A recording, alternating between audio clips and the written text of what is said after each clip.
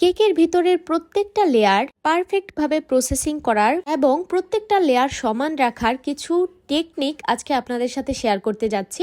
আসসালামু আলাইকুম এভরিওয়ান, কেমন আছেন সবাই? আশা করছি সবাই অনেক বেশি ভালো আছেন। অনেক আপুরাই আছেন যারা বেকিংয়ে একদমই নতুন, তারা হয়তো বা মনে করতে পারেন যে ভিতরের লেয়ারিংটা কোনো রকম হলেই হলো, ডেকোরেশনটা বাহিরে আমার সুন্দর হলেই হবে। আসলে এই ভুলটা কিন্তু যখন আমি নিজে করেছিলাম, প্রথম আমি যখন একদম কেক বানানো শিখেছি, তখন খুব তাড়াহুড়ো করে কোনো রকমে কেক কেটে জাস্ট আমি ভিতরের লেয়ারগুলো শেষ করে ফেলতাম। কিন্তু তখন যেগুলো ভুল আমি করেছি, আমি চাই না যেন আপনাদেরও ওই ভুলগুলো হোক। তাই আমি আমার নিজের অভিজ্ঞতা থেকে আজকে আপনাদের সাথে কিছু কথা শেয়ার করছি, যেগুলো আশা করব আপনাদের খুবই কাজে দিবে। তো এই যে বেশি কথা না বাড়াই, আজকে আমি এখানে যেই স্পঞ্জটা নিয়েছি সেটা ছিল একটা ভ্যানিলা কেকের বেস।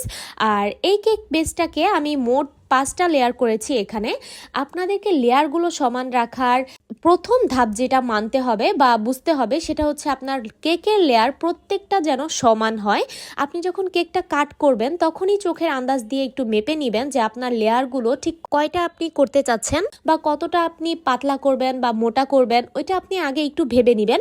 তারপর কেকটা কাট করবেন, দেখবেন এতে করে আপনার প্রতিটা লেয়ার সমানভাবে কাট করা হয়ে যাবে।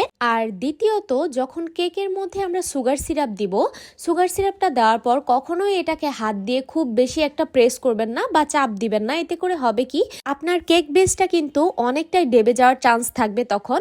আর এতে করে আপনি ক্রিমটা যখন দিবেন তখন কিন্তু ওই জায়গাতে ক্রিমটাও আপনাকে খুব বেশি পরিমাণে ইউজ করতে হবে। আর যেটা করার কারণে আপনার কেকের লেয়ারটা একদিকে দেখা যাবে একটু ক্রিমের পরিমাণ বেশি পড়বে, আরেকদিকে কম পড়বে, যেটা আপনি কাট করার পর দেখতে একদমই ভালো লাগবে না।